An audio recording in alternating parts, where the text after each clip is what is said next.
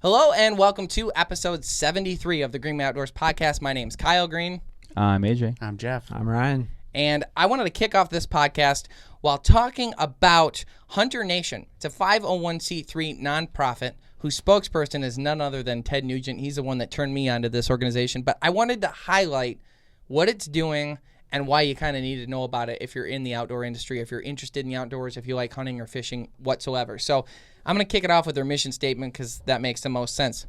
To be the united voice of the American hunter to protect our sport, our lifestyle, and our heritage while standing for the principles of God, family, country, and our nation's constitution. And it seems weird to me that perfectly great, beautiful explanation of words that they put together there 20 years ago would have been like accepted by everybody. They'd be like, oh yeah, Constitution, great. You know, right. But now right. You wear an American flag t-shirt and people hate you for it. Like, right. like you're a bad person for something. You're supposed to hate your country now. They riot against you. You're a patriot. It's like, yeah, yes. A patriot's like a weird word now. I'm like, I'm a patriot. Why wouldn't I be? So the organization set out, and they really got their big push in 2016, and they had a big influence in that election, actually, for the presidential election in 2016, where they realized that hunters and fishermen are not having a big presence at the ballot box, and sportsmen and women as well. They're not having a huge influence at the ballot box, and they're not voting, which seems weird to me because, I don't know, I would think they would be the ones to vote. You know what I mean? But they weren't. Statistically, they weren't. So this organization set out to inform them and encourage them to hunt and encourage them to vote as well as hunt and fish and get them involved in the entire process. Right. So this is kind of their key points. Hunters remain largely uninvolved in the policy process and in electing public leadership. Hunters don't have a powerful voice in the policies that affect their sport and lifestyle. Now, policies that are harmful to our country, American hunters, and the hunting lifestyle are frequently introduced at the state and national level. You know, I talked about I guess it was about a year ago now. Time is flying, COVID, right? I talked about the fact that they just banned the fur trapping in California.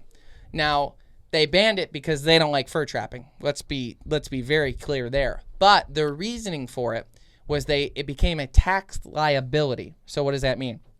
It means that there wasn't enough people participating in the sport for the government to regulate it. Selling the licenses, having the DNR officers involved, anything that goes into making a program possible so that you can hunt and fish for something. They were saying it became a tax liability because not enough people were participating.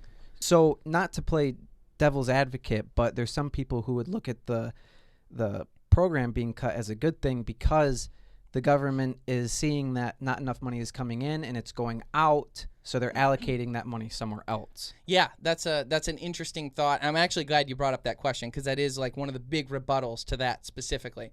Now, the first thing you'd have to take into account is that do you believe that the state of California is capable of running a budget? Do you believe that they're capable of knowing what to do with a surplus of money? How to move it or allocate it elsewhere? Is it going to be used for another sportsman program? No, it's absolutely 100% not. The other thing was their goal was to get rid of fur trapping because they were getting pressure from people that didn't like fur trapping in the first place. It's one of the most attacked of the hunting and fishing and gathering tactics. It's one of the most attacked ones that are out there because people don't like the way trapping works. So take that into account, okay? But also what you're going to end up with in those situations are they're going to spend more money by eliminating the program than they would if they kept the program, and I'll explain to you why. Look at the Cougars, for instance. Mm-hmm. So if they had a Cougar season in California, which would make perfect sense because there's so many of them, if they regulated it where they sold licenses and did everything they were supposed to, they would spend X amount of dollars. Honestly, in that one, it would be a profitable program because there would be so many people involved in it. There wasn't obviously as many in the beaver situation, or the muskrat and the trapping situation, but in the cougar situation, there'd be plenty of people, so it'd be profitable. But they got rid of it because it hurt people's feelings. And there wasn't enough hunters and fishermen voting and being involved in making their voices heard, which is what Hunter Nation steps in and does. So because of that, they make it illegal. Then there's bound to be cougar issues, which of course there was. Matter of fact, we just watched a video of a guy's dog. He was camping there, just got attacked and killed by a cougar. Brutal. So because there's all these cougar situations and all these issues, then they have to hire sharpshooters to come in and pay a ton of money, tens of thousands of dollars to come in and hunt these cougars to get rid of them, and then they're killing them anyways, and then they're wasting them. They're burning them, not eating them. Michigan, we have sandhill cranes. You're not allowed to hunt them. They won't sell licenses for them, but if they're causing crop damage, they'll issue a tag to let a farmer kill them, but he's not allowed to eat them. He has to burn them, which to me, I feel like that would be an offense so great that when you got to the pearly gates when you died, like that'd be on your list. You had to explain yourself. Like, I think it's that bad. Yeah. You just wasted it. Yes. What? It's completely offensive. So whenever you don't have hunters and fishermen gaining more rights and protecting the rights that they have from these terrible bureaucrats that are trying to take it from them, even as far as trapping in California, new laws, new principles, and new ideas come into play because we still have to deal with the wildlife.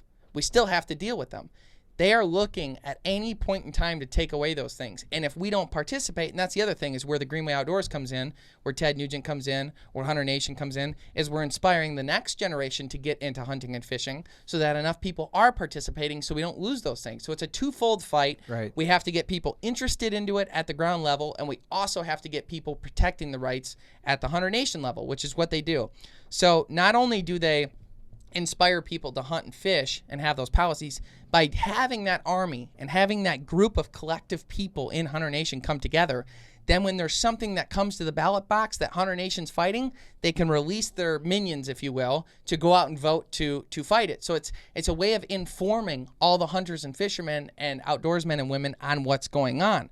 So Hunter Nation is building an army of informed and engaged outdoorsmen and women, amplifying hunters' voices at the ballot box, driving them to become involved in electing principled public leaders, informing hunters about where their lawmakers stand on key issues, empowering American hunters to become and remain involved in the policy process, advancing national and state policies rooted in the ideas of God, family, country, the outdoors lifestyle, and our nation's Constitution, holding public leaders accountable, evaluating their stance, and encouraging them to embrace our principles and to stand strong on Hunter Nation's pillar issues. So by doing this, a lot of people, they go out to the ballot box and they're voting for president, and then they call it a day. They don't know what all the different things are that they're voting for other than that, or they're just voting for governor. Right. There's usually a list of extra representatives on there that people only look at for that Republican or Democrat and then mark according to which party they're affiliated with. Exactly. So whereas Hunter Nation comes in and says, hey, this is what you need to know on everybody, and this is where they stand. But then afterwards, after they're elected, we hold them accountable to what they said that they believed in, because that's why we voted for them. Right. So it's holding those people accountable and also notifying us. So let's say you got some appointed bureaucrat deciding he's going to try and pass legislation that's going to mess us up. They're going to tell you who to call, how to call, why to call, to reach out and say, hey, I'm not going to stand for this. I'm not letting this happen. So they're creating this group, and at no point in time are they telling you who to vote for. They're just informing you and saying, Right. hey, if you like hunting and fishing, this is what this guy stands for, this is what this guy says, and this is what this guy says. So there's no parties here. It doesn't matter. Now, if you're voting for God, family, and the Constitution, I mean, it tends to lean away. You know what I mean? There's no, but that's not what it is. The point is to educate on these principles. So go to hunternation.org, check it out. There's a lot more information on them, but I was pretty impressed with their philosophy, the way they work, what they're working on, and I thought people should be involved. They have a membership that you can join. They've got all kinds of cool gear and merch and stuff like that, and different trips you can win and go on. And just check it out, hunternation.org. I think it's important.